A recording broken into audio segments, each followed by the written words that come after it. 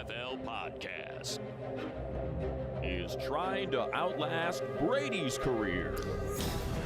From the Chris Wessling podcast studio, it's the Around the NFL podcast. Dan Hans is here, joined by Greg Rosenthal. It is the flagship program, Greg. Week 3, Sunday, is in the books, and we are here to recap all of it. And it was a interesting Sunday here, Greg. I mean, it's interesting if your voice makes it to the end here. You put some honey in, you're drinking some tea. I'm more concerned now than I was a minute ago after hearing it. But it does feel like the season kind of started today, just as like a bigger picture view. You know, I do that sometimes right at the beginning of the show. You like that? Okay, Steelers 1-2, Chiefs 1-2, Patriots 1-2, Seahawks 1-2. Like, these are some, Bucks get a loss. These are some, teams that have been regularly in the playoffs, are big-name teams, under 500 now, some with concerning losses, some less so. And it's like, okay, now we're starting to sink our teeth into things. That was the point I was going to get into, but you're helping me with my voice. No Mark Sessler here, of course. And if you saw on Twitter this morning, Mark gave a little update on his situation. He's continuing to have some of those issues, health issues that it occurred last month, and they're back this month. So we're without Mark now for our second show, and hopefully we'll have him back in the not-too-distant future. But time will tell. But Mark's doing okay. We're in contact with him. He's getting better. Now, am I getting better? I don't know. We're going to see. Got a lot of podcasting to do today and a lot of games to get to. And, yeah, you set it up well there, because the fact that the Bucs got humbled, I think it was their first loss since, November? Sure, yeah. The Chiefs get beat again. I mean, those are the top two teams in football. Everybody kind of sees them that way. And it feels like maybe things aren't that way. Maybe, like you're saying, there's the personality of the season is starting to come into focus in week 3. And we're going to go through every single game, including, yes, I know our fans really do love the Kicker Club. I hear about it all the time in my mentions. And this was the most important night in the history of the Kicker Club in terms of just like, well, the night's just starting. Yeah, just like the scope of the celebration is at a level that it's almost impossible to kind of put it in perspective. I mean, as we're taping this, I feel like it's just going off. Tucker's in the corner, and it's gonna be a long night. It's gonna be a lot of fun. It's like, I remember being at Ray Lewis's final game when the Ravens outlasted the 49ers in the Super Bowl, and being in the locker room, and all the journos, all the other teammates, everyone was crowded around this corner of the locker room for Ray Lewis, and he was just slowly unpeeling the tape off his arms and taking off his like knee strap and just quietly reflecting on a career well done. I think that's Tucker right now at the Kicker Club. Well, it's good. We can get some of our Tucker talk out now, because I think we do have Kevin Patrick coming at you with another gut punch of all gut punch Lions losses later. So maybe we don't need to. Patrick comes back on the podcast, and it's one of those sad Lions games that really the Lions do worse / better than anyone. But anyway, a lot of games to get to, and we're going to dig into it right now, starting, with the game that went on just across the sidewalk from us, where the defending champs went down. Stafford keeps his Rams at the line. 3rd down and 10. Well protected. Steps up. Launches deep down the right numbers. All alone. Deshaun Jackson over the shoulder at the 30. He weaves his way to the end zone. Touchdown LA. 75 yards. Welcome home, Deshaun Jackson. There he is, our buddy JB Long with the call. ESPN Radio. Long Deshaun Jackson touchdowns. Enjoy them. Savor them. Treasure them even. We only get a couple every year, but they're always spectacular.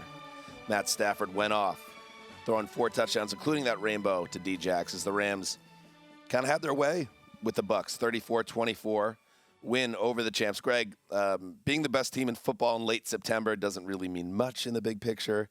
But I think that might be where the Rams stand right now. Yeah, I mean, you got to give them the respect on the power rankings later this week. We'll find out, but it makes sense. You beat the champs, you beat them convincingly.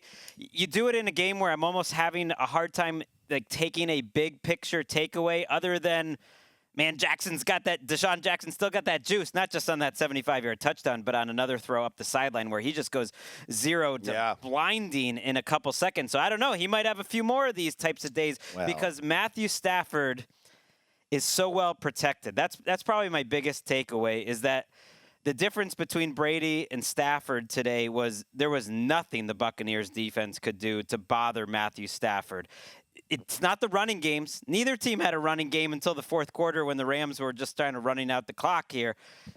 Stafford on 3rd and long just is like patting the ball. And Todd Bowles is trying to send blitzes. That doesn't work. He's trying to not send blitzes. That doesn't work either.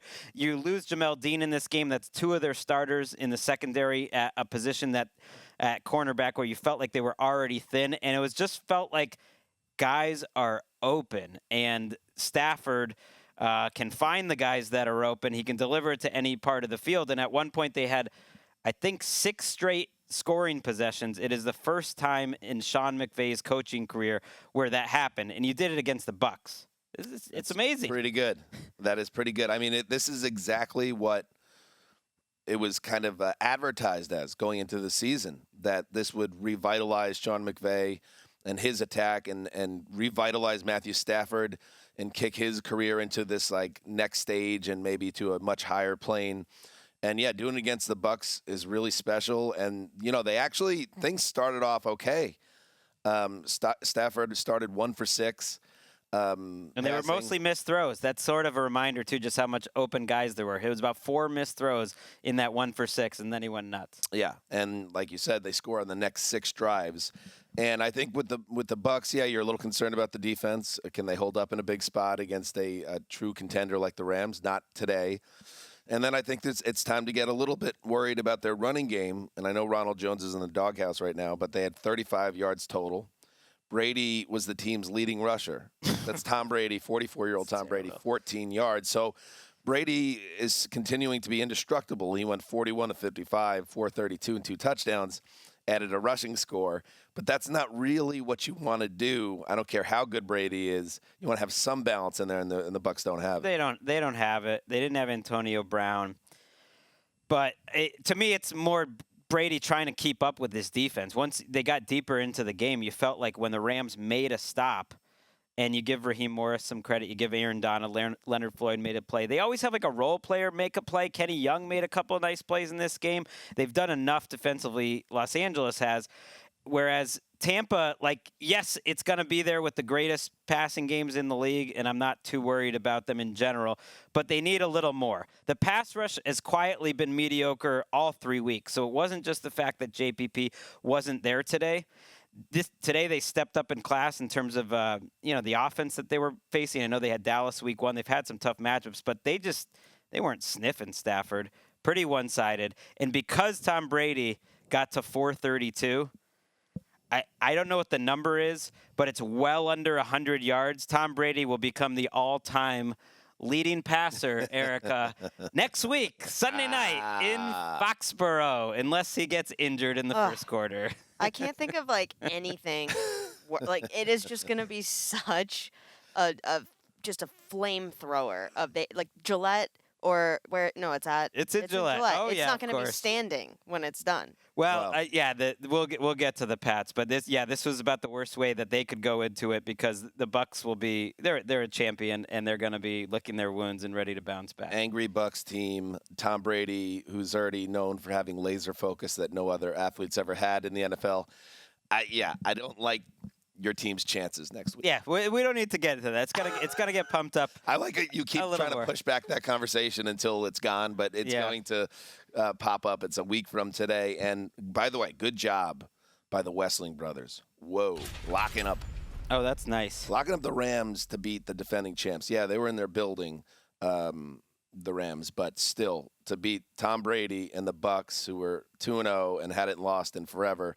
That's a nice lock. By the last brothers. Quick thing is that the Rams crowd is a thing. It's good. It's almost like they were lucky. They would never, of course, say this, and it's not really true, but it's almost perfect that they're entering the stadium with Stafford. They've done a great job. The Rams really have to be given credit. The personnel moves that they made, they're all paying off right now on both sides of the ball, what they did this offseason.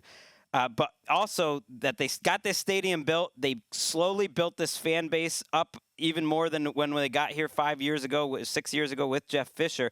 And that place was rocking. It was a real home field advantage. And I think that's something we wondered about. Lakeisha Wesseling was in there having a great time, saying it was just going bananas, and they delivered her a great night. That's the optimistic way to look at it. You could also say, so they used for like 3 decades Los Angeles as a pawn in leverage to get teams to build stadiums instead of giving Los Angeles professional football throughout the end of the 90s, 2000s. Oh, yeah. There's a lot of missteps along the way. I'm just saying, for this current Rams organization, man, it just does feel like they timed this perfectly with the fans and the crowd. And I was impressed. I was a little surprised just how loud it was in there. And another big game for Cooper Kupp. That is a lethal connection, Stafford to Kupp. Let's check in on the other Super Bowl 54 participant. Takes the snap. This is the game. Mahomes now retreating, climbing the pocket, lets it fly toward the left. It is going to reach the end zone, and that is incomplete, and the Chargers win. No flags. The Chargers come into Arrowhead, force 4 turnovers, and get out with a 30-24 lead. Matt Money Smith. 30-24 win it was. Because the Chargers defense stonewalled Patrick Mahomes in the final quarter, and Justin Herbert threw 4 touchdown passes, including the game winner. You heard there to Mike Williams. In a 30-24 win at Arrowhead, Herbert outplayed Mahomes in a game that felt like a statement of intent by the Chargers. Woo. And Greg, we know that Justin Herbert is a savage in the pocket. But according to his head coach, there's another way to describe him. Clearly, we need to have it be even a bigger emphasis because we can't play like that. We're fortunate we have a gangster quarterback, but we got to coach better. A gangster quarterback. And Brandon Staley, who I thought really did a nice job in this game and in general seems to have his finger on the pulse of his offense and his quarterback more specifically, that there were multiple points, including at the most important juncture of the game where he could have been a little bit more conservative, but he said, no, I'm going to put my faith in Justin Herbert, who he said for the second straight week was the best player on the field.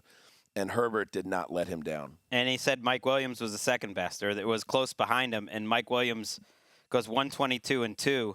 He is embracing this new role. You love to see players put in a position to maximize their skills, and just that, like Mike Williams is the same player that he was the last 4 years, but now he's way more productive, and you have to look at coaching as the number one reason. If you win the turnover battle, though, 4-0, and the Chiefs have been pretty sloppy, including Mahomes, with the ball this year, like, you better win. I mean, they won turnovers 4-0.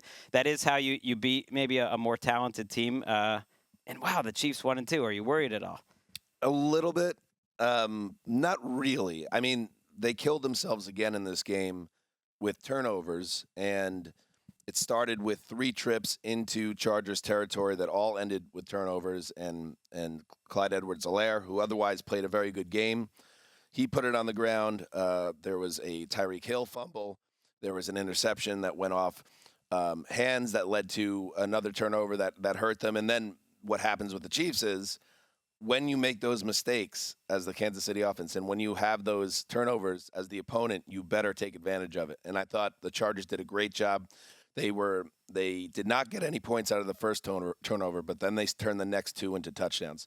Got that 14-0 lead, which is what they needed to get comfortable, get into the groove. And when the Chiefs inevitably went on their run, when they took over late in the second quarter, got a field goal, and then started second half, touchdown, to seemingly take control of the game, they had built up enough of a lead, the Chargers, early that they could weather that storm, and then they outplayed Kansas City the rest of the way. So I thought that was very, very important to take advantage of KC mistakes, which have been more plentiful than I expected on offense. I'll put it that way. Yeah, I do think, they don't have a ton of dimensions to their offense beyond Kelsey and Hill. We'll see if, the weight of carrying the entire franchise starts to wear on Kelsey Hill and Mahomes, or if the rest of the guys get better. But it's very uncharacteristic of the Chiefs to, get outscored 10-0 in the last 3 minutes of the game.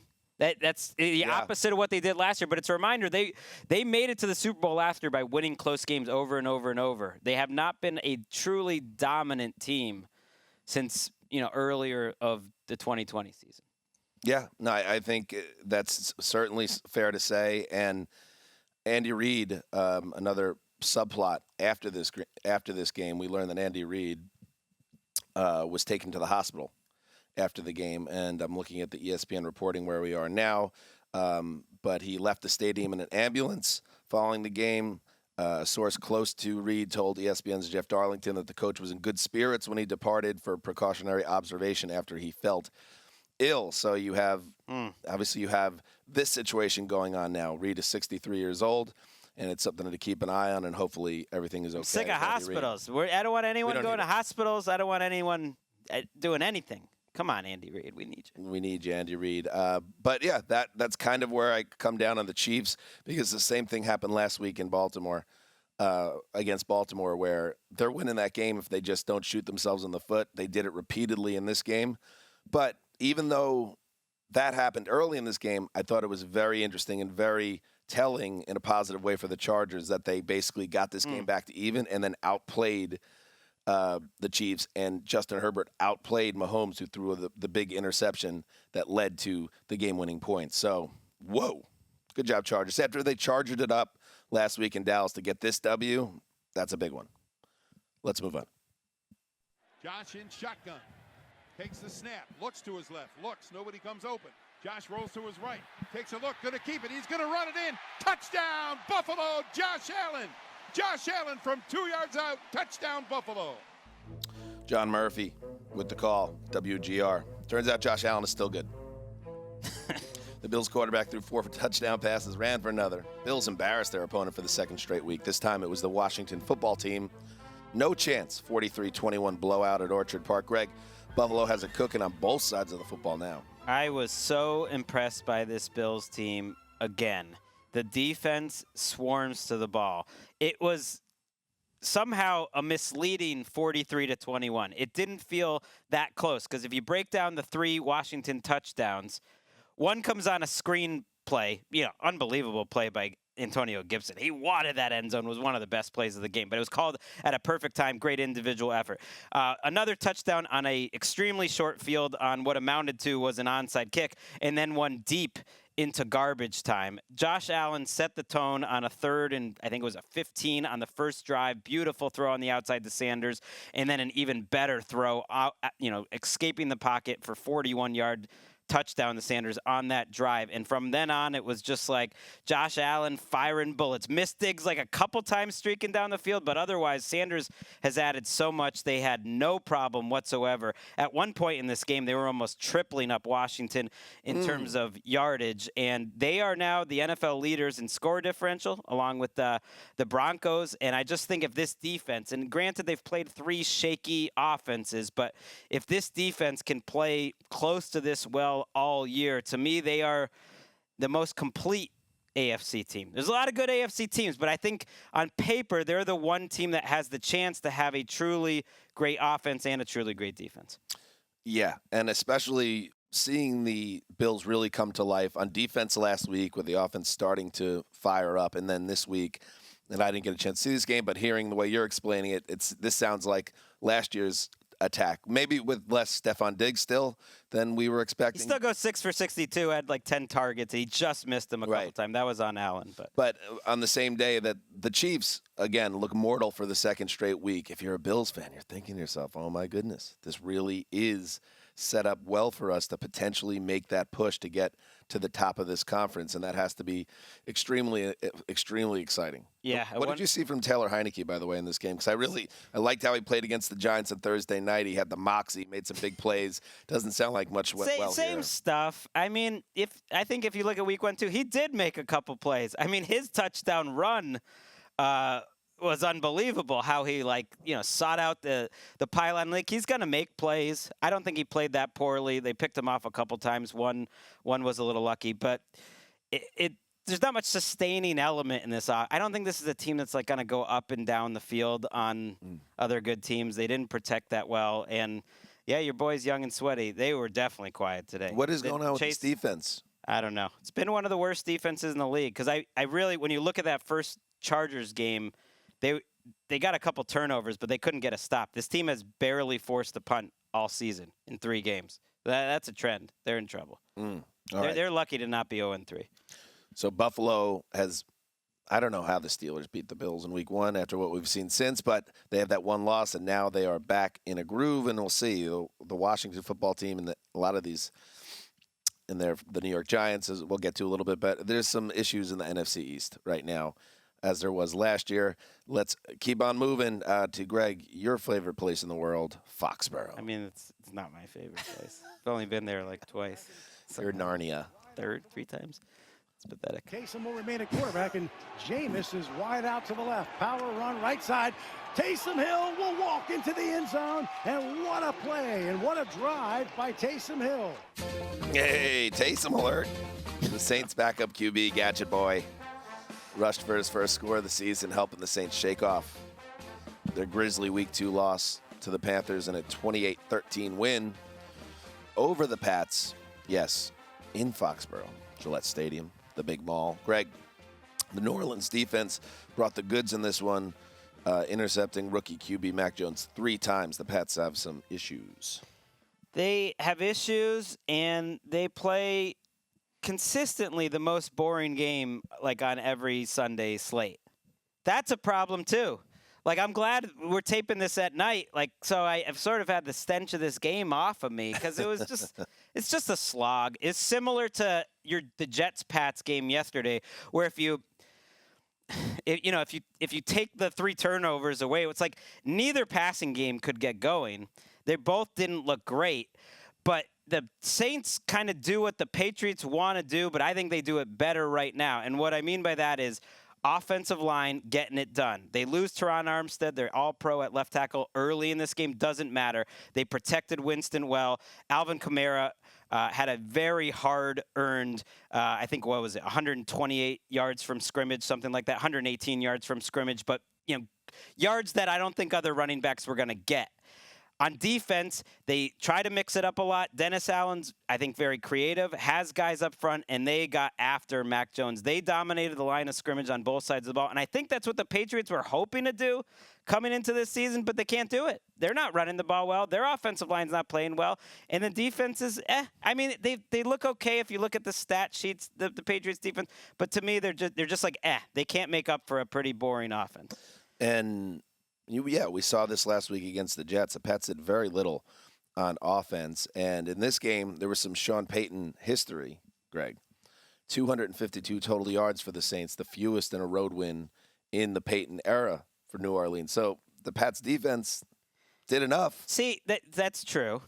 And it's the 3rd straight week that the Saints have had 150 yards or less passing, which is like, whoa, wow, that is tough. They only had 110 yards net today, and Jameis Winston had 2 touchdown throws, one of which was a play he tried to throw out of the end zone, and he was hit, and it turned into a Jameis Winston pop-up, but Marcus Callaway comes down with the ball. It was that kind of day, for the Saints. They got a couple breaks, but I don't think you can keep winning that way, yet when it really came down to it, and it reminded me a lot of week 1, Dan, was the Patriots defense got on the field at the end of the game with a chance to get the ball back, 1 possession, and give it to their offense. And what do? That's the moment that the Saints marched down for a 13-play, 75-yard touchdown drive, capped by that Taysom play. It included a 3rd and 7 early in the drive where Jameis was protected perfectly. So when it really came down to it, the Patriots defense didn't make a game-changing type of play. They couldn't get a stop. All right, and I guess that's fair. I mean, they just need more balance, and the offense is just not there yet. And I guess we haven't had any interceptions by Mac Jones before this game. He was very clean, notoriously clean. He was in the preseason slate when we were just going nuts about that. Were you concerned at all by his play in this game, or is he just put in tough situations leading to turnovers? I thought he played better than the Jets game. He didn't get much help. But the thing I'm concerned about is they tried to go deep. You know how all week everyone's like, oh, they're not going to go deep. 2 of the first 3 plays of the game, deep. He must have thrown a lot of shots downfield in this game. I don't know what the number is, but it wouldn't surprise me if it's 7, 8, 9, and he couldn't hit any of them. So that's a little bit of a concern. The 3 interceptions, one came on a ball where he's standing in the pocket a little too tall, kind of like Cam Newton, gets hit while he throws. One was the last play of the game, and another was just on a drop by Jonnu Smith. So only one of those was really on Mac Jones, but I'm going to put a lot on Jonnu Smith. I mean, this is one of the worst games you've ever seen. 4 drops. Oh, no. 4 drops. One killed the drive. One turned into almost a pick 6. And Nelson Aguilar and Jonnu Smith combined for 14 targets and 21 yards. So all these offseason additions that they did on offense, Hunter Henry hasn't done much. Like it's that part's not working right now. Yeah, I mean, it is a reminder. It's still early, but how much was made of all the money they gave those 2 tight ends, and what have they given them through 3 weeks? They'll get better. I do think they're a team that will improve as the season gets along, but I think they lost James White to a hip injury, which could be a long-term injury by the sounds of it. Carded and immediately ruled out. Never a good sign. The Patriots lost each of their first 2 home games for the first time since 2000. Belichick's first season, 5-11. And I will just say this. And now Brady arrives. And now Tom Brady enters for his first game. It's almost what is the word I'm looking for? It's almost too symbolic or too perfect that the last time they were in a funk like this in their building was right before he came, and now they're back in this place as he returns.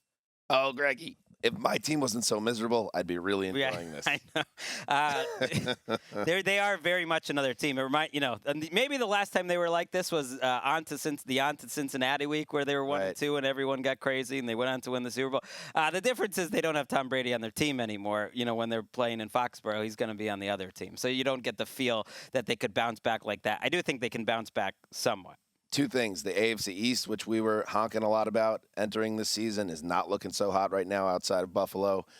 And 2, the first-round quarterbacks are really struggling pretty much across the board, unless I'm missing someone. But Mac Jones had a tough time of it. Zach Wilson is really struggling. Trevor Lawrence is, making big mistakes week after week after week. Justin Fields, we will get to that. This is what I get tough for investing in the preseason. I had this whole idea in my heart, I don't know, Wes is gone. I'm gonna really try to love football and really focus, have a good season personally. And I'm gonna really I'm gonna watch all these preseason games. I'm gonna take all these notes. None of that meant anything. No. Seriously, from the preseason, I have thought about this a lot the last couple weeks. Almost everything I said about anything that happened in the preseason has almost gone the opposite way of what the regular season. It's almost like it's just stupid. You doing your job in a hyper-professional way actually hurt That's what I'm saying. Next year, remind us all. Just let's not put it much on any of that. All right, we'll recap the Vikings' big performance against the Seahawks with Nick Shook right after this. Seattle blitzes again. Kirk steps up, whips it to the end zone. Touchdown, Vikings! Adam Thielen, with his 4th touchdown this season, has cut the lead to 17-13. Cousins, Thielen, boom! The Vikings needed a big week. Vikings fans needed a big week. Paul Allen, let's be honest. He needed a big week. KFAN. They all got it. Kirk Cousins threw 3 touchdown passes before halftime, including that hookup with Adam Thielen. And then did great clock management on field goal drives in the second half to help close out a 30-17 win over the Seahawks, the first win of the season for the Vikings, their first win over the Seahawks in 12 years.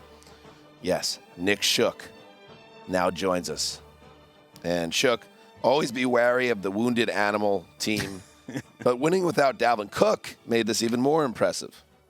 Yeah, let's give a tip of the hat to Alexander Madison. Why don't we? Sure. Who needs Dalvin Cook? I'm just kidding. You definitely need Dalvin Cook in Minnesota. But 26 carries for 112 yards. It's a pretty solid day. And what was most important about that, in my opinion, was it gave them the balance they needed to effectively execute their offense, because the number one threat for that offense when Cook is out there is Cook. And if you don't have him, well, let's focus on stopping the pass. Psych, you got Madison instead.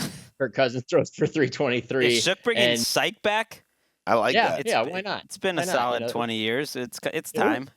It's cool overdue. when I was a kid, like a little kid. So yeah, it works out. Shook, But what's going on, Shook, with Kirk Cousins? Because I know he's everybody's favorite punching bag, and here we are week after week now. On these Sundays, you look up and he's playing mistake-free ball. He's airing it out. He's throwing a bunch of touchdown passes. Now they get a win out of it. This team could easily be 3-0, and if they were, it would be a huge story because Cousins has been playing some of the best ball of his career.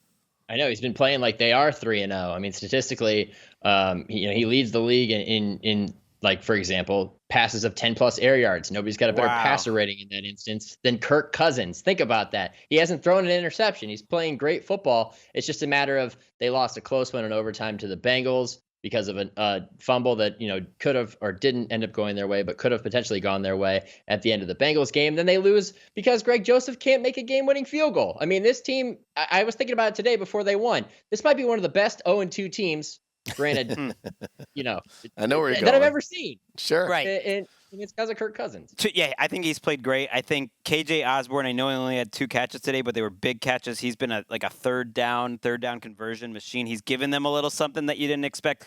Conklin goes 7 for 70 as their tight end today with a touchdown. And then what I want to ask you, because you watched this closely, was, man, like Gary Kubiak, he's now in year 2 only of being the solo coordinator there. And I thought that running game last week was vintage Kubiak type of running, and they dominated that game against Arizona. Did you see the same thing against Seattle, who's supposed to have a pretty good front in terms of stopping the run? Yeah, they ran it kind of at will almost. I mean, if you had changed jersey numbers and told me that, Madison was wearing 33, but you told me that was Dalvin Cook, I would have believed you on some plays. I mean, he had 3 carries of 10 or more yards. So they were ripping off some runs in between there, and he did his job definitely. And you're right, it was like a vintage zone scheme where they pound it and then they catch you on the play They're a good offensive action, team. that type of thing. Yeah, they are, and they were today. On the Seahawks side of things, how concerned are you now? They got the Colts in week 1, and we knew that was a Colts team that had all sorts of issues, but they got the road victory. But now back-to-back weeks, they've given up 30 points, and it's just that's not going to be good enough, especially the type of ball they like to play on offense. What are you seeing with their defense? What's not working? I mean, today it was all about the short game.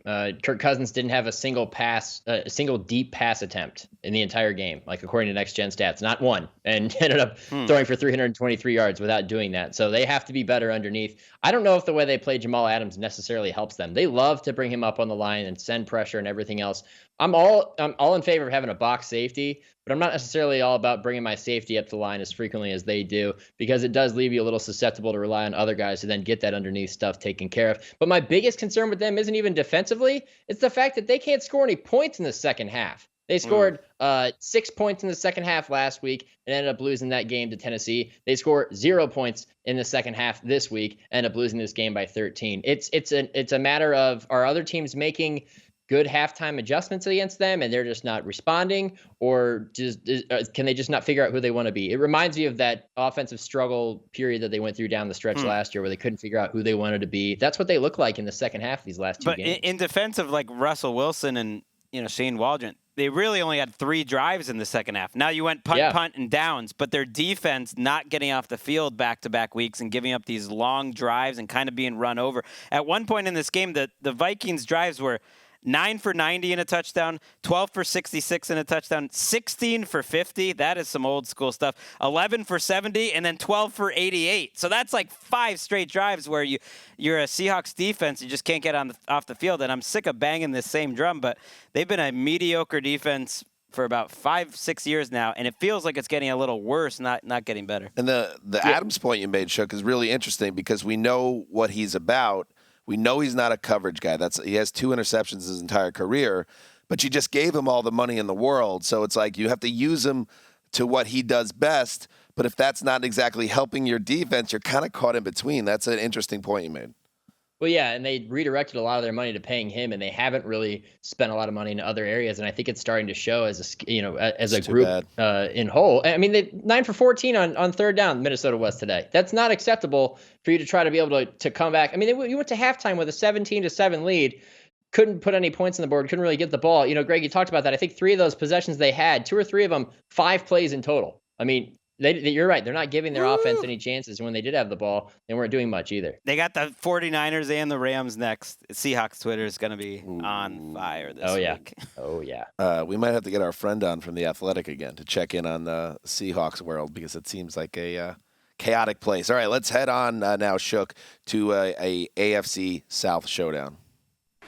Tannehill looking, firing, complete to McNichols at the 5. Did he get in? Yes, he did! Jeremy McNichols! Touchdown! Titans! I mean, how come my voice is going and Mike Keith can do that? He's fine. WGFX. Ryan Tannehill threw for 197 yards and 3 touchdowns, including that hookup with McNichols, leading the Titans to a 25-16 win over the free-falling Colts in Nashville. Shook, tell us how the Titans smiled as they put a nail into the coffin of the Colts season. Ooh, Maybe not the final nail. The season. I didn't say my the final goodness. nail. I mean, it's I didn't say close. the final nail. It's I said getting it's a close. nail in the coffin. You need like 10 R.I.P. nails. There's about 6 or 7 in there now. Do they R.I.P. still to put your nails in mentions. coffins anymore? I don't know. I don't know. I feel like the dirt would take care of it, but Well, the nail in this game was a missed Rodrigo Blankenship field goal. I mean, they were. It was kind of like it wasn't quite a sad field goal, but they still needed to get the ball back again to be able to have a chance to go ahead, and then he just misses it, and it was like, well, that's that. Like, time to get out of here because they can't even make the field goal when they're down by 9 points. But I mean, if you want to look at somebody who symbolizes a nail in their coffin, a nail in their coffin at this point in the season, it's Carson Wentz. The guy cannot move. He's playing with massively taped ankles, not the Ben Roethlisberger oversized shoe, but it looks kind of similar. And he just simply could not move to the point where it was obvious that he knew he couldn't move. There were a few times where he could have evaded pressure if he were healthy, and instead he just throws the ball directly into the ground. And then at one point, he tried to scramble for a conversion on 3rd down, and he thought about scrambling, got about 2 steps up in the pocket, and then realized, oh, wait, I can't run right now. And out of the corner of his eye, I saw Nyheim Hines over in the flat, tried to backhand pitch the ball to him and didn't even come close. And it was just like, this is what they're working with right now. This just feels like roster mismanagement from the Colts because as banged up as Wentz is, you would think there's got to be someone that gives them a better chance to win, but it doesn't seem like their quarterback room is built that way between Brett Hundley and Jacob Eason. So it's send Wentz out there, and he's just lucky he didn't get out of this game with another injury. We don't even know if that's true. They're leaving him to be feasted upon. I mean, Tennessee pinned their ears back. Harold Landry had a career-high 12 quarterback pressures today. I mean, it was he still threw for 194 yards, but it was all in the short game. And the thing that I really hold against the Colts more than anything, and partially, this isn't entirely their fault, but they showed that they can move the ball with the quick game, whether it's just dumping it off, running screens, that type of thing. They just didn't stick with it and tried to push the ball down the field late. And that was before they were even down by 9 points. And when you have a guy who can't move, who's clearly not super confident on the messed up ankles that he's playing on, the last thing you want to do is give the defense more time to get after him and not get the ball out quicker. So I thought schematically they kind of failed in the second half because, I mean, it was a close game until the 4th quarter, and that's really when it fell apart. I thought they might take it easy on Henry, just at least a little bit, after 41 touches last week, but he goes for 31. He really does break every rule there is about running backs. It's just kind of amazing. And Tennessee has to be loving life right now. I know this was a home game, so you want to kind of knock that one out and beat the Colts. But, man, just looking at that division, they should feel pretty good at 2-1. It might not take that many wins to win this division. And especially with the way that the Colts have started this season, the way they look so far. Even in the close games, they haven't been able to pull it out. So, yeah, I totally agree. And you would think that, I said it's the 6th or 7th nail that they got to put in the coffin. 6th or 7th? They've only played 3 games. That's 2 nails per game. Well, some of them were 2 nail games. And now I look at their schedule: at Miami, at Ravens, home Texans, at Niners. So they're on the road for 3 of the next 4 weeks. They're still all sorts of messed up on offense and banged up. And that's why, Greg, you and I both locked up the Titans here. So big W for both of us. How about that? Dan's having fun because I, for some reason, switched the lock right at the last minute to a loss. Because you really got to be worried when you can get Carson Wentz, but like make him not mobile. That's what you really got to be worried about, and change your pick. This is the third straight week, right? That you've switched out of a winner to a loser. I'm 3-0 awesome. on switching out of winners to losers, so I deserve it. It's all you wanted it all to happen in the same season. Bring it. Well, you got to save that for the next one. We get to use it twice. Get to use it. Because this is almost like we're talking about nails in your coffin. Yes, maybe. It's nails. 2-nail game. The nails are in my back. Shook, one more game, and it was a great one in Vegas. Good snap, good hold. Jackpot, baby! The Raiders become the first team in history of the NFL to win their first 3 games against teams that all won at least 10 games the previous season. Whoa, that calls for bongos.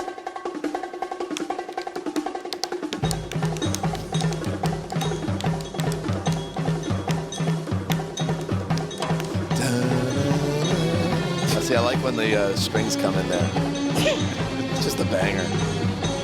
Yes, the Raiders did it again. They're 3-0. They very nearly let this one slip away. Jake Brisket with a gutsy scramble with seconds to play and then converts the 2-point conversion to Will Fuller to force overtime. They trade field goals, but Shook, Derek Carr, as he's been doing all season, just making money throws in the biggest moments, and that gorgeous shot to Edwards that set up the game winner was one of the best throws of the year.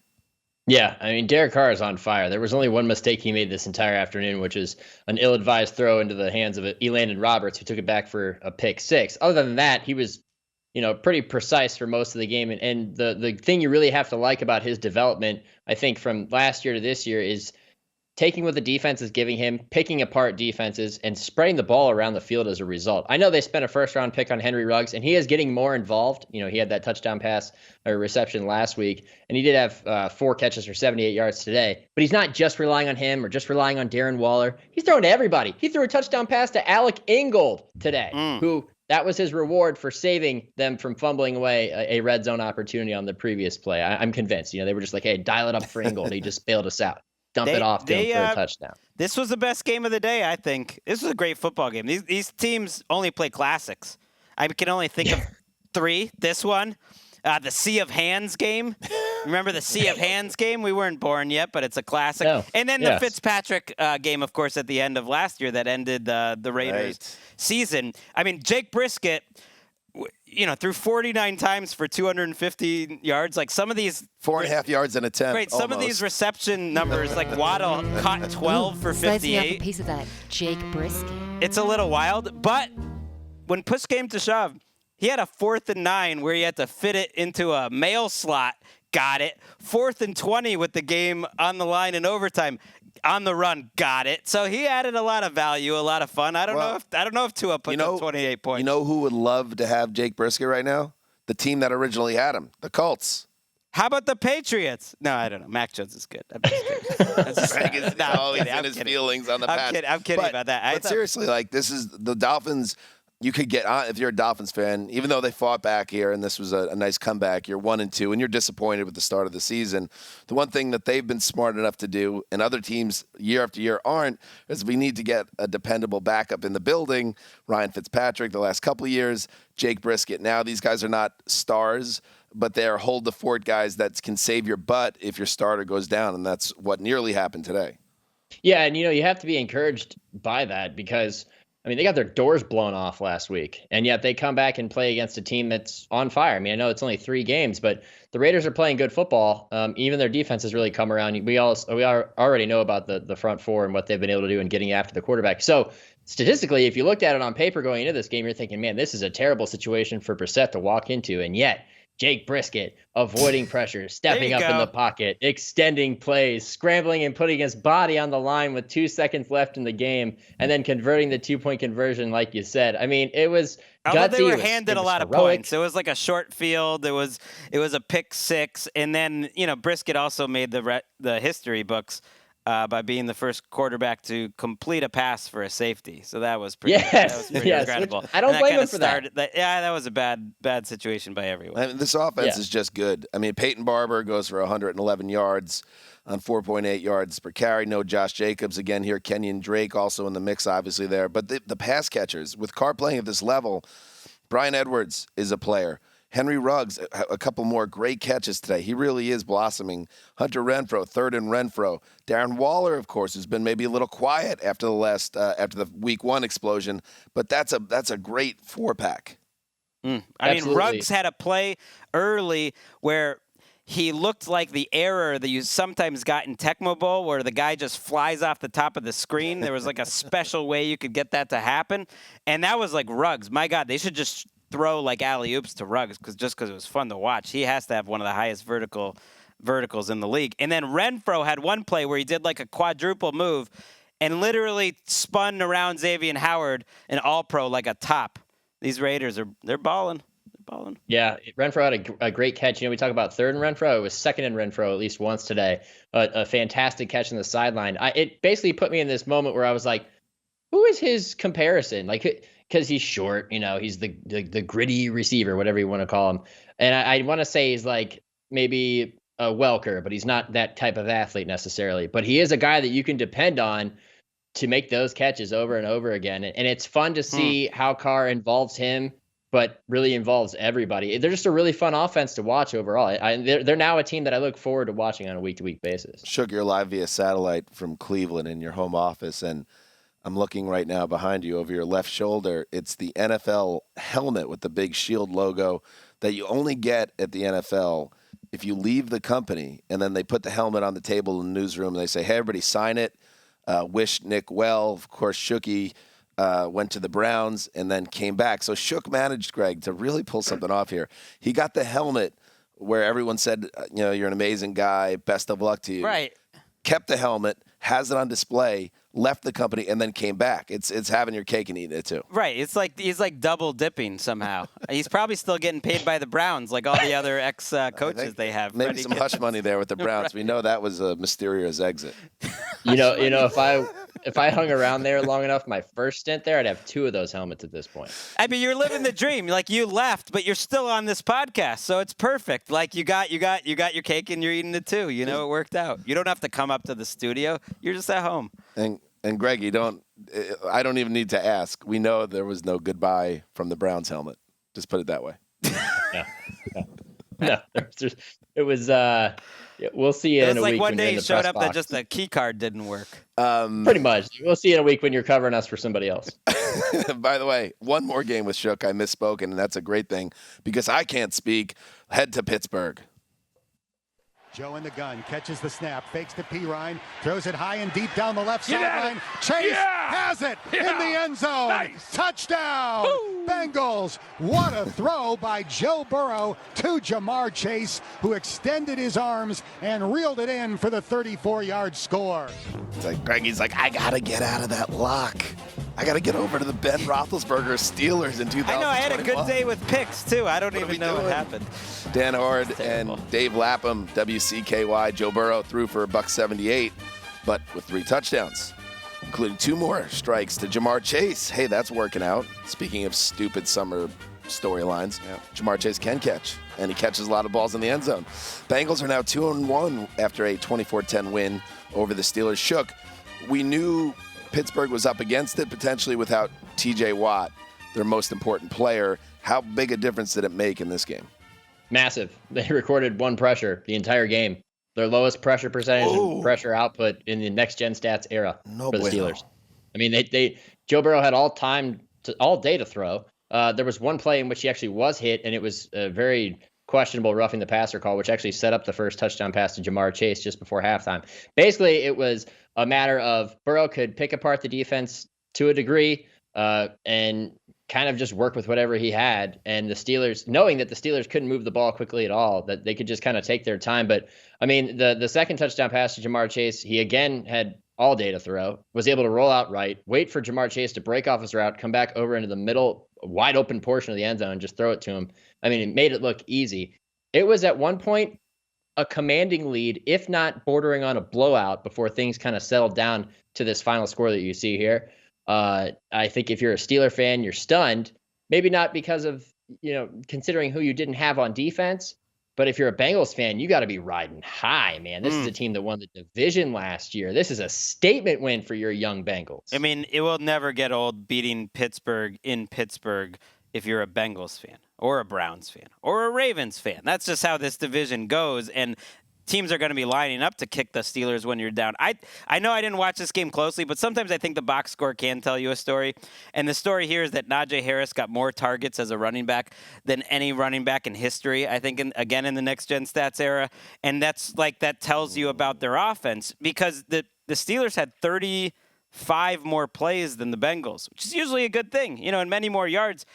But the Bengals were able to hit some big plays, whereas, Nick, the Steelers are going on like 7-8 minute long field goal drives when they're behind. And so to me, tell me if I'm wrong, but I have a feeling that is the box score kind of telling you the story of the difference between these teams.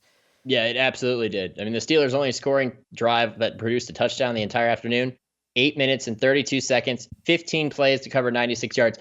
Get this, Greg. They went no huddle on a few of those plays in that drive, and it still took that long.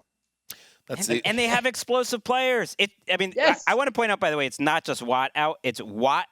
It's Tuitt, who's probably their next best player, and Alualu, and Highsmith. That is 4 of your top 6, frontline players. So on defense, that helps explain it. It is with the Steelers' offense, and it's you don't want to make it too on the nose and connecting the things, but it felt that way last year with them down the stretch, where the field felt like it was 120 yards and they were going uphill both ways. And here we are again. Juju Smith-Schuster went out with an injury in this game. That doesn't make things any easier for Big Ben, but it just seems like to me that the Steelers are a full step and maybe 2 below the actual contenders in this league, and B, their only chance to have a successful season, i.e. playoffs, is if the defense dominates, because the offense, I don't think they're going to flip a switch. I think this might be who they are as a team, and that's not a very optimistic viewpoint, but I feel like we're starting to get a handle on this team a little bit. Yeah, and it's becoming a recurring theme. It starts with the offensive line. The fact that they've got a bunch of new guys up there, and they're still just not playing effectively enough to really help that offense move. Now, really, it shows up in the run game more than anything when you try to hand the ball to Najee Harris and he consistently has nowhere to run or very little space to run. And then it comes down to the Steelers trying to force feed him the ball through the air because they want to get him involved and they want to get the return on their first round pick, while also we all realize that they didn't spend that pick on a quality lineman that they might have been able to use at this point now, instead of finding a replacement level or better running back, instead of spending a first round pick on Najee Harris. I mean, it's just they're stuck in the mud. They're trying to do too many things. None of it's working because they can't really protect all that well. And the Bengals defense surprisingly got after it a little bit today. They've been good all 3 weeks, and they've got a home TNF game. It's big time when Colleen Wolfe is heading to your town, and it's against the Jaguars. You can get the 3-1 here, Cincinnati. Have a little bit of a moment, and then you got the Packers next. Okay, that's tough. But then you got the Lions. Like, they got a chance here to have like a nice little 4-2 type of start. All right, let's do this, Cincinnati. Be on the fringes of the playoff race by Thanksgiving. I mean, any Cincinnati fan would sign up for that. So they have that in front of them to get set up well. And I think just in general, if you're a Bengals fan, a lot of optimism after week 1. And then everything felt like in week 2 that it might have been going down the path of what's been too familiar over the last few years. And now you get this win, and all of a sudden you're like, okay, maybe we're making progress here. Maybe Zach Taylor's getting through to these guys. Maybe there's something cooking here. So we'll see if Cincinnati could build on this, and the Steelers are a team to keep an eye on here because, we talked about it all through the offseason that they felt like they had the biggest disparity potentially between ceiling and floor, and right now it is not trending well, despite the fact that they went on the road in week 1, beat the Bills, but look where they are now. Shook, look where you are now. Yeah, high ceiling, high floor, high motor. And the top of your head's pretty high, too. It's like it goes to it's very high in our screen. Let me lean back a little bit here about that. Ceilings are pretty high in here. Somebody said, I saw somebody on Twitter a few weeks back that was like, oh, Dan talks about Shook's head and baldness too much. It's not nice. And I never thought it to be a thing where I was being mean or anything, but I'm going to just stay away from the commentary on your head. I think you did a nice job with the decisions you made, and people shouldn't read into it anything else other than that. One of the decisions I made today, shaving my head. So there you go. I mean, bald is beautiful, and I enjoy being bald, so it's never an insult. Beautiful job, Nikki Shook, and you are a lifesaver for us every Sunday, but especially this one. There goes Shook back into the Cleveland night, and up next, the Jets. Right after this break. Double tight end set plus a fullback on 1st and goal at the 1. They hand it off running left side. Gordon hit and runs through a tackle and prances into the end zone with a Denver touchdown. Well, the highlight is like the Broncos had 2 one-yard touchdowns, a bunch of field goals, and the Jets didn't score. So what am I going to do? That's all you can do. Dave Logan with the call, KOA. The Broncos continue to feast on the top of the 2021 draft class. 1 week after shutting down Trevor Lawrence, Denver picked off Zach Wilson twice in a 26-zip shutout over the Jets at Mile High. The Broncos are 3-0 for the first time since 2015. Their opponents this season are a combined 0-9, but hey, you can only play your schedule. The Jets provided zero resistance in this one, Greg. And I tweeted about it, and sometimes I tweet from my feelings about being a Jet fan, and I wonder if there could be pushback, but I don't care because I'm just angry about it. Jets fans, we're not looking for any Cinderella playoff run this season. We'd take it, but that's not what you're looking for. You just want something to look forward to on Sundays. You want to have some whiff of progress, just the idea that there's maybe some hope.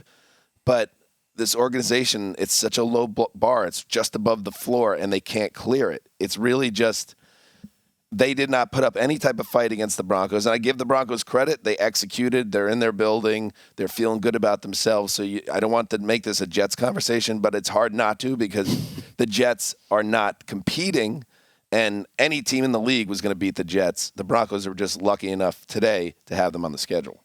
Yeah, through 3 weeks, they've got a pretty strong argument for the worst team in the league, along with the Jaguars, because they haven't really been competitive in any of the 3 games. They had a moment, I guess, in Carolina late, but really they're pretty outplayed. I'm not surprised with this Broncos defense, but it just shows you like they're down some players, and I don't know. I think the whole season is about Zach Wilson's development, and he got a tough draw. We didn't know how good that Panthers defense is going to be, but it looks pretty good.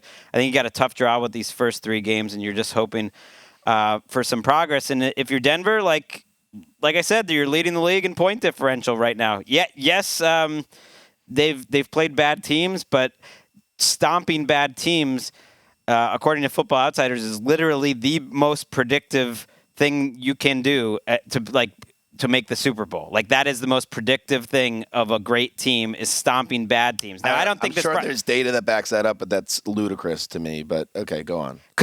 Basically, the thinking is when you're playing other great teams, the game's probably going to be close. And so a sign of a great team is you don't keep them close against the bad ones. I actually think the Broncos have to be a little discouraged coming out of this game just because they are weirdly one of the most injured teams in the entire NFL. They had 3 starters lost in this game, 2 on the offensive line. They're now down 3 starters on the offensive line to injuries. We'll see how serious they are. And then KJ Hamler, their receiver, had an injury, which we'll see how serious that is. The initial word is maybe it's not as bad as it initially looked, and it's going to just be multi-week instead of season-ending. But Chubb's on the IR. I'm just saying that they're down about 6-7 starters from 3 weeks ago, and that you would think is going to start catching up to them now that they face the meat of their schedule. Right. Dalton Reisner, Graham Glasgow, foot and knee injuries respectively. KJ Hamler had the knee, which looked really bad in the moment, but hopefully not too serious. I mean, I don't know how much to take out of this game other than to say that they could handle these teams. How'd my boy Teddy look? I mean, he's doing good. Exactly what you'd want out of Teddy. Teddy's fine. He's been perfect Teddy. But he's like, again, I want to see him against better competition.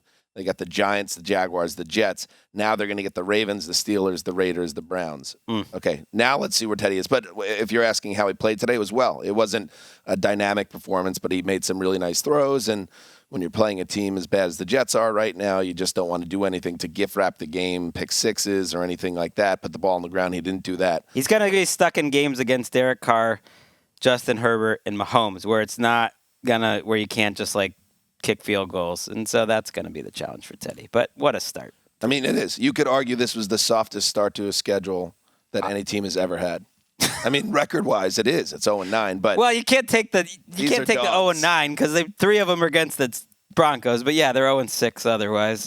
Put it this way: when I do the power rankings on Tuesday, I think the Giants will be 29, the Giants will be 30, the Jags will be 31, and the Jets will be 32. And that's who they got 1, 2, 3 in the schedule. Again, you can only play your schedule, but I want to see how they do against the Ravens next week. That seems like a really good game, a barometer. Let's move on. Don't get mad at me, Broncos fans. It is what it is. Spot kick is away. Hey, you can only play who's on the schedule. Good. And the ball game is over. Speaking of West Durham with the call, WZGC. Young Wei Koo kicked a 40-yard field goal as time expired. Matt Ryan threw 2 touchdowns as the Falcons topped the Giants 17-14 in the always vicious, nasty, claws out, double wounded animal gain. That's right. The Giants had a 7-point lead after Saquon Barkley had a TD dive from 1 yard out, and Daniel Jones then followed up with a 2-point conversion, 14-7. Got Eli Manning ceremony at halftime. The Giants specifically set this up. Let's get a dog team into our building when the weather's nice in September. Make it a homecoming type game. When Eli there, he does his speech, and then we roll. But guess what? The defense could not make the 7-point lead stand up. The offense couldn't do anything in the final quarter after that touchdown. And a Falcons offense that had struggled mightily in the first 2 weeks came to life just enough to beat a Giants team that might be very bad. The fact that they're winless in what feels like a little bit of a softer portion of their schedule as they now get into the teeth of their schedule bodes very poorly for New York. And in general, there have been times when New York football has had bad seasons, Jets and Giants together. This one could be as bad as any has ever been. That's where it's trending right now. Well, maybe they were trying to honor the last 4 years of Eli Manning's career, No, don't hit out, Greg. Because there's a whole lot of losing then, too. Man, that is absolutely brutal to lose in this way to the Falcons. Falcons stink, by the way. You'll watch this game like, okay, the Falcons won, and their schedule softens up a little bit now, and they have a chance to kind of get things together. But I don't see the Falcons as a good team at all. The fact that you let this team beat you in your building is a very bad sign. Well, and you set up the halftime, ceremony, and Eli Manning was emotional this week talking about it. He was really almost not surprised, but it meant a lot to him. I've rarely seen him talk like that. And to boo the owner, John Mara, during that halftime speech, the crowd is booing Mara. I just go back to I lived in New York a decade, and the reverence with which the New York Football Giants fan base and media and the whole city, it's really a Giants city, as you know, in the city, held the Maras was annoying, frankly. And at the time, because especially for you, as a Patriots fan, but also just I couldn't imagine, they just got amazing coverage, and it really shows how far they've fallen the last 5 or 6 years or 8 years, I guess, that he's getting booed.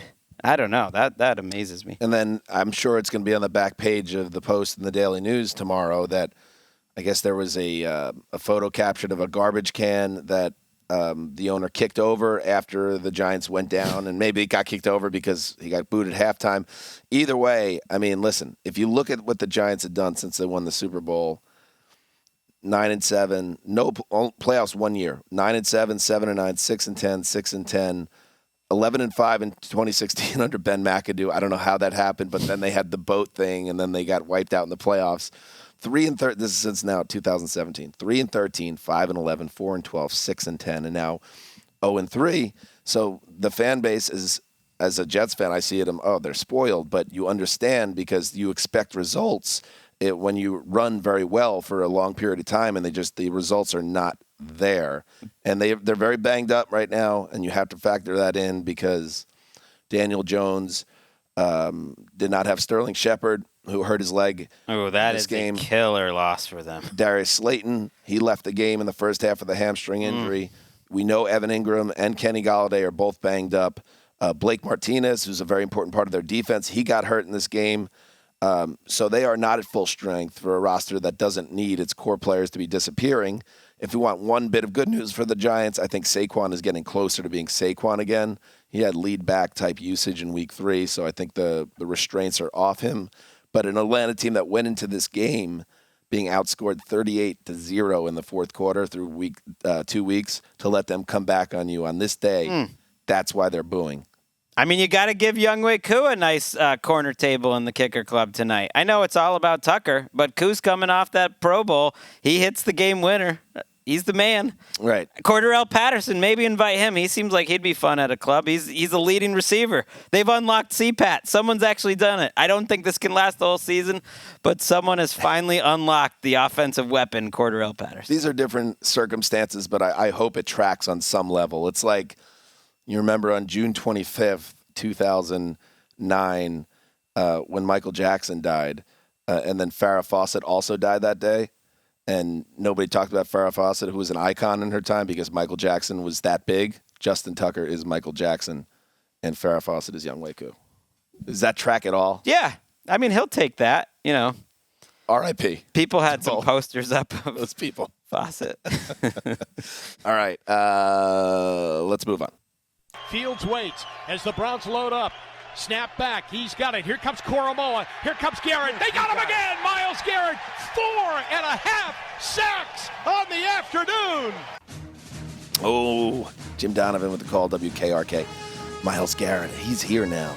You were wondering where he is, where he was. He's here now. The super pass rusher set a franchise record with 4.5 sacks as the Browns took down Justin Fields 9 times in a 26-6 win at the Dog Pound. Now, to talk about the game, we welcome in an old friend of the Around the NFL podcast, a legend, the great Kevin Patra. Kev, how are you, first of all? Pretty good. How's it going? Look at you. You're looking great. You're wearing a Dodgers hat. I mean, firefighter sweatshirt. You're a real man there, Patra. Yeah. Beard's not that long, but grizzled beard, the whole thing. Patra's with us. Dad. Patra, this was an interesting game to get you back, and we're going to talk about the Lions if you're okay with that a little bit later, Kev.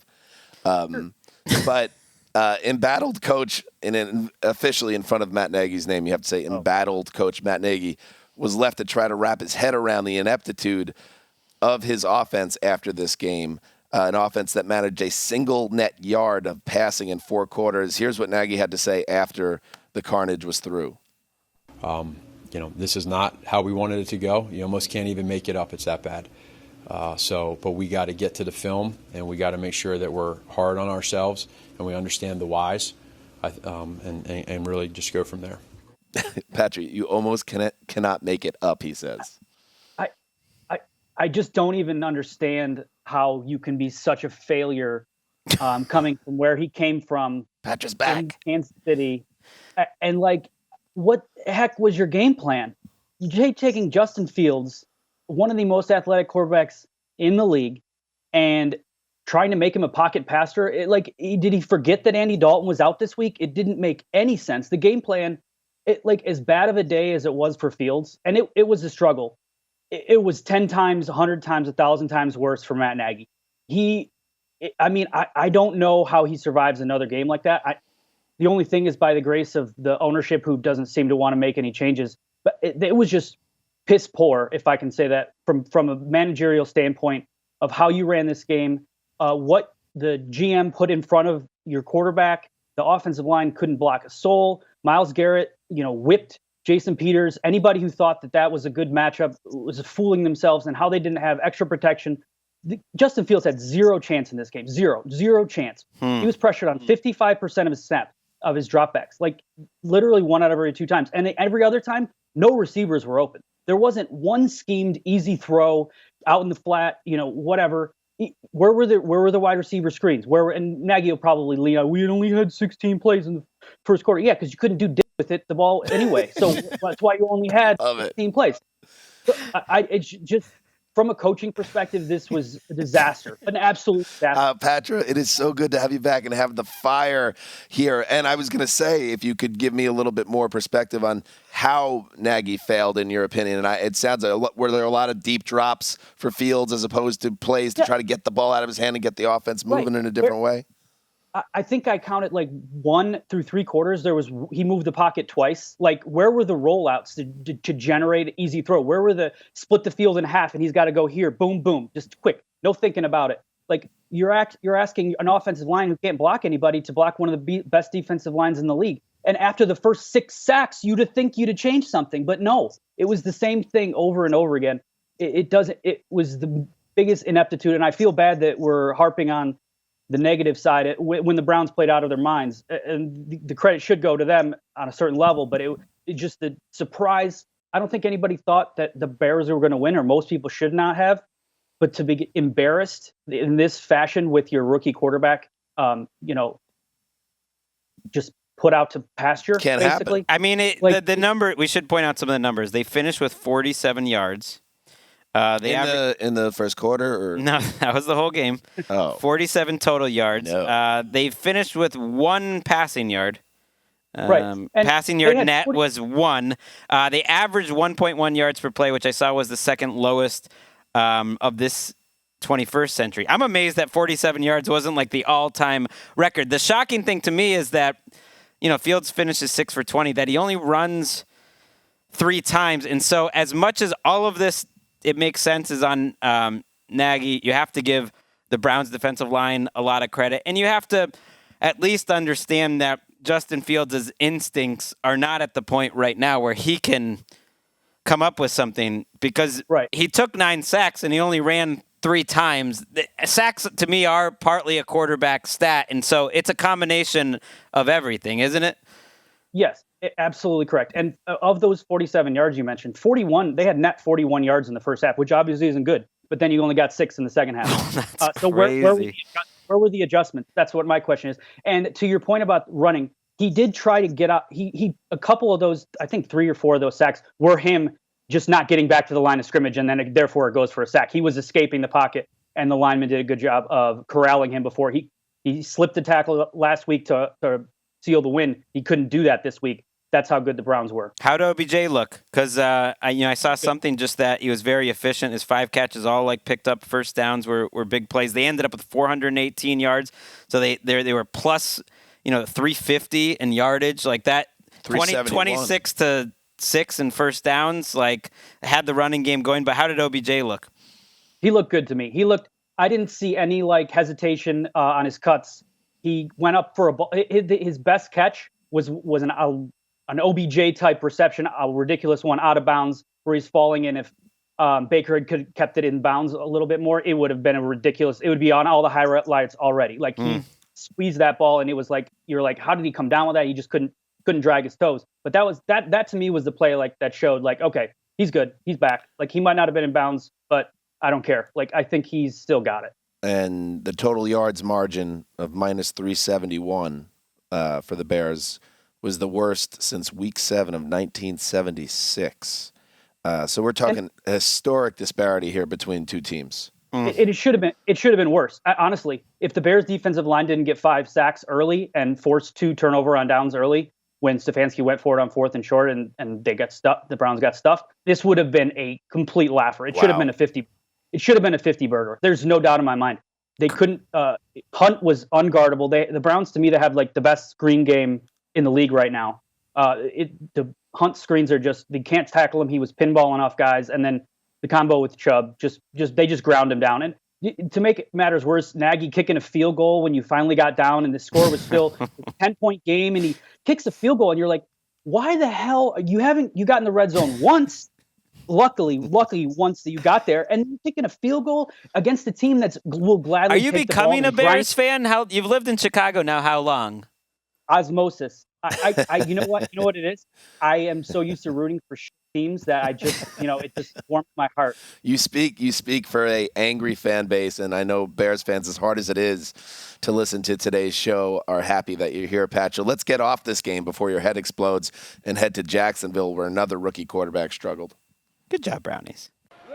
Lawrence takes, turns, gives to Hyde. It's a flea flicker, pitching it back to Lawrence. He's in trouble. Jump ball pass picked off near side by Murphy at the 30, running it back to the left of the 20, 10, 5, touchdown. Byron Murphy after a horrible mistake by the rookie with a pick six, and the Cardinals are back in front. Oh, Dave Pash with the call. KTAR. A lot of ominous moments in that call leading up to it. Flea flicker. He's in trouble. He throws it up. Byron Murphy intercepted 2 passes, including one he returned for a touchdown. Following that botched flea flicker, Cardinals rally to beat the still very bad Jaguars 31-19. The Redbirds are 3-0 for the first time since 2015. Patra, Arizona was able to overcome a catastrophe on special teams. We'll play that in a minute, but what were your thoughts on this game? I think that good teams win on the road when they're not playing well. They find ways to make plays, and that's exactly what the Cardinals did. Talking about another coach who could be on the hot seat and probably took himself off of it, Cliff Kingsbury. This looked like one of those like speed bump games, which, as you mentioned, he decides to kick a 60-yard field goal, gets returned for a touchdown. Jags take they're just running the ball down their throat. This is the best game I've seen from Trevor Lawrence until that pick. And then it all comes crashing down on the Jags, and the Cards find a way to pull it out. And they just steamrolled their way away from it. It wasn't even close at the end. They turned a 9-point deficit into a 15-point lead in like no time. It was over. And that's what good teams do. It wasn't Kyler Murray's best game. He threw a pick that I don't even know what he saw. The safety, it was like basically just an arm punt on like second down. He's had a couple of those this year, to be honest. Actually, he's had one each week, like total groaner, that if like Jameis threw it, you'd be like, oh, there's Jameis again. But the good thing is every other play, Kyler Murray looks like, an MVP candidate. Right. And he did, and he made plays. He didn't make as many plays with his legs, but he's like when it's 4th and 1, I don't think there's a team that can stop him. He had a 1-yard touchdown where nobody was within 20 yards of him, and then he converted a big 4th down to ice the game basically late. And on a day where Nuke Hopkins was quiet, he had 3 catches. They just couldn't connect, and they had a penalty on that wiped away one big play. I thought AJ Green, who I've been a big critic of, I think he showed what he can be at this stage of his career, possession receiver, and Kyler's clearly not afraid to thread it in the needle. I mean, he had one jump ball, like Kyler underthrew it by probably like 6 yards, and he just boxed the defender out like he was getting a rebound. So. I mean, they had 200-yard wideouts, and neither one was Hopkins. A.J. Green goes 5 for 112, or Rondale Moore for that matter, and Kirk goes 7 for 104. They've sort of got the Cliff Kingsbury 4 wide receiver thing that we were sold on 2 years ago. They've kind of got it. If Green can just have pop-up games like that, and I thought even his touchdown last week showed like a little bit of agility where like, okay, like now that you're the 3rd most important receiver on this team, like that's okay. You're fine. Bingo. I think they were over-reliant on Hopkins way too much last year, and I think this is the signs that this offense is growing, which we've been questioning whether Kingsbury can grow this offense, and they're finally starting to show it, and Kyler doesn't have to be wow plays every other play. I think they showed that. Urban Meyer. Oh, sorry, Patrick. Urban Meyer said of the flea flicker that changed that game, it's going to be a hard one to get out of my mind. I would imagine Cliff Kingsbury, even though they had a victory in this game, it's going to be hard to get out of his mind a play that happened at the end of the first half. Let's listen to that. Got it up. And short. Agnew brings it out of the end zone. Agnew still running. Agnew down the sideline.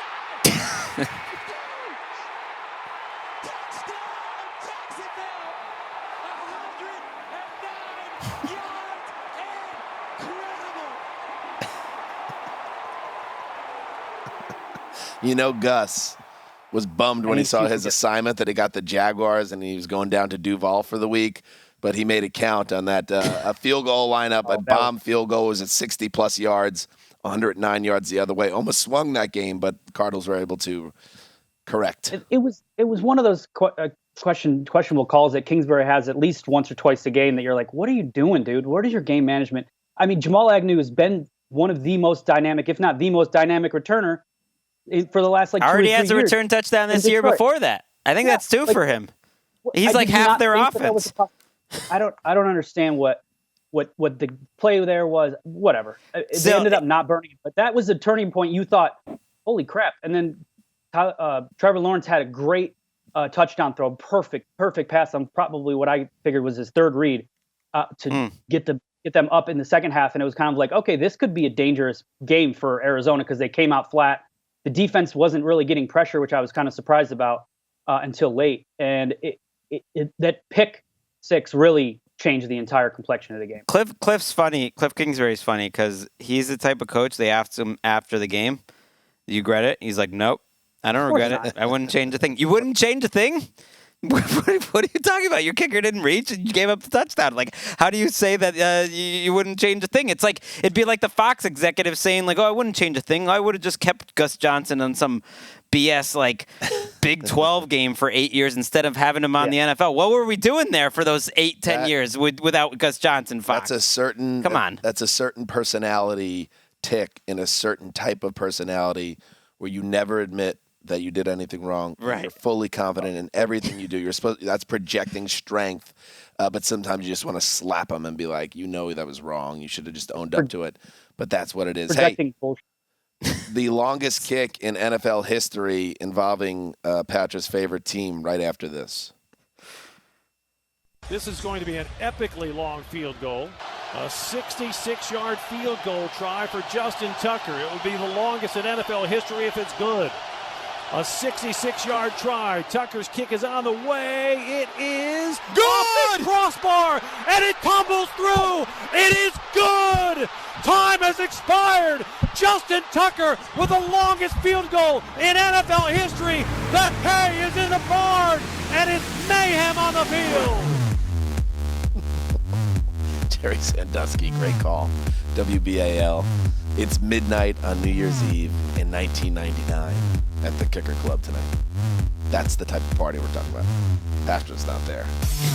Justin Tucker set an NFL record with a 66-yard field goal, bouncing it through off the crossbar as time expired. 1917 Ravens over Lions at Ford Field. I mean, the place is going off. Patra, I don't know how closely you watch this game. Of course, you're famously a Lions fan.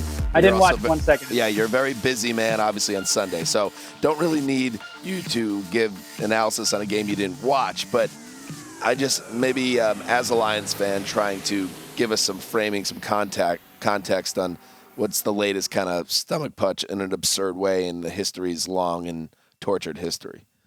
Perfect loss. Couldn't have framed it any better. You get a scrappy kneecappers just fighting to the bitter end against the AFC power, and they keep that perfect streak alive to have as high of a draft pick as possible. I could not have any better. So you got that big picture look. I mean, you weren't in the crowd though. People were heartbroken. I know. I understand. The crowd shots. I mean, poor Patrick, he's tried to divorce himself emotionally. He's not even covering Lions games on Sundays now. And then we drag him in to talk about this one. He's helping us. Yeah, you're helping Joy, and we're just burying you. I mean, it's amazing they were in this position though. Khalif Raymond is their leading receiver. And they're almost beating the Ravens. I know Marquise Brown dropped a couple touchdowns in this game, and maybe the score would be different, but it's pretty wild that Lamar Jackson had a 4th and 19 from the Ravens' 16-yard line with 26 seconds to go. I'd love to see the win probability at that point, and they win the game. And they had no timeouts at the time. Well, and it should be said, because Dan Campbell wants you to know, and Lions fans, like you were just pumping up Lions fans the other day, Greg, they're getting beat 35-17 by the Packers, and they're cheering wildly for a random play. They're dying because after they pick up that first down on 4th and forever, the Ravens decide to run one more play where they sail the ball out of bounds on an incompletion before bringing out Tucker for 66, but they didn't get the playoff, and the officials missed it. It should have been a 5-yard infraction and made a 66-yarder, a 71-yarder, and then it becomes a Hail Mary most likely, and most likely a Lions win. I mean, just that type of game, and if you're the Ravens, you're like, man, we got lucky here because we did not play well in this game. We almost went to Detroit and lost a Lions team that's probably going to win 2 or 3 games all season. So Justin Tucker bails out the Ravens. It's something he's been doing for a decade now. He's the best kicker ever, and I don't want to hear anything else. You could tell me Adam Vinatieri is the greatest because of what he did in the playoffs. No. If Justin Tucker got that level of chances in the postseason, he would be universally seen as the best. He's a weapon at a level that no one's ever seen in the sport. That play, the 4th and 19, and then him hitting that kick. I mean, this really was like the moment of his career. We said it, like with him coming out to break the record on a game winner. It should be pointed out, by the way, the Ravens had 4 players, all starters. Well, maybe Jalen Ferguson isn't a starter, but 3 starters and Jalen Ferguson all go on the COVID list Friday morning. They had something like 15 guys on IR last week, so it's they are scrambling a little bit, and that helps put into context what happened here. But it's still surprising when you had a 13-0 lead that you left it up to Tucker. But maybe it's more perfect that way. I mean, it's the perfect Lions loss. It's the perfect Justin Tucker moment. Perfect Lamar Jackson ending, too, for a second straight week. He comes up with some heroics. And he breaks the Matt Prater record, set the 64-yarder in Week 14 of 2013. That was done in the elevation, high altitude of Denver. So this was obviously in perfect conditions as a dome at Ford Field. But, I mean, it is the real deal kick by Justin Tucker and really, I mean, just saved the Ravens from what would have been a really bad loss. I like your theory, though, Patra, that Lions fans, it's okay to be hurt, especially if you're in that building, you just want a W. But when you're picking first overall because of this in April, you'll probably actually say, oh, that was good. That's a healthy way to look at it. Yeah, I think, you want to get one. You don't want to be 0-17. You're already the first team to go 0-16. You want to be the first team ever to go 0-17. And I don't think they will. I think you take a positive, like, okay, they battled and they have all season. And I think that's what you're looking for, that young players are playing better. You just hope they don't get the number 1 overall pick in like a draft without a great quarterback. But who knows? Eric Fisher draft. Yeah, like an Eric Fisher type of draft. There's not like a quarterback right now that everyone agrees on, but it's very early, and who knows? Per Next Gen Stats, Tucker had a field goal probability of 10.4% there. Another Justin Tucker stat, 16 of 16 on field goals in the final minute of regulation. The most makes without a miss in the final minute of regulation since at least 1983 when they started tracking this stuff. Everybody sucked at kicking before 1983, so this is the best ever. And he's never missed in the final minute of regulation. Wow! I mean, it's freaky stuff, first ballot Hall of Fame stuff. Patrick, I'm going to give you an option here, because when there are these type of things that happen on a Sunday, I like to hear the other side of it, the other radio call. But I don't need to subject you to that if you don't want to hear it. You do want to hear it. Oh yeah, for sure. All right, and I just want to. He likes the pain. He likes the pain. It's like him doing workouts too. It's like he likes. Yeah, that's Dan Miller, right? That's my guy. That's the burn. All right, Dan Miller's call of Justin Tucker's mastery of the kicking game. This will in fact be a 66-yard attempt for Justin Tucker. This game hangs in the balance with the longest kick in the history of the National Football League on the line. Tucker's ready. There's the snap. Spot down. Kick on the way. It is up and it is off the crossbar and through. Oh my goodness, are you kidding me? Justin Tucker from 66 hit the crossbar and it bounced through. And the Ravens are celebrating on the field. The longest field goal in the history of the NFL has just beaten the Detroit Lions. Oh my goodness. All right, Patrick, thank you, buddy. You're a warrior, and we really it's great to hear from you, and thanks for helping us out shorthanded and not being able to talk today. Good to see your face, Kevin Patrick.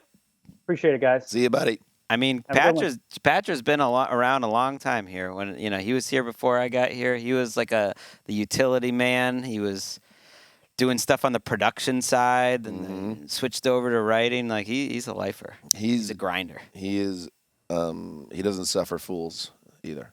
He doesn't want to deal with. I your think BS. he broke. He's definitely leading the league in expletive beeps per minute on this show. I love think it. he squeezed in 3 in a solid 20 minutes. I mean, it's like he's taking his shots. It's good commentary, good football commentary, and it's salt of the earth commentary too with Kevin Patra.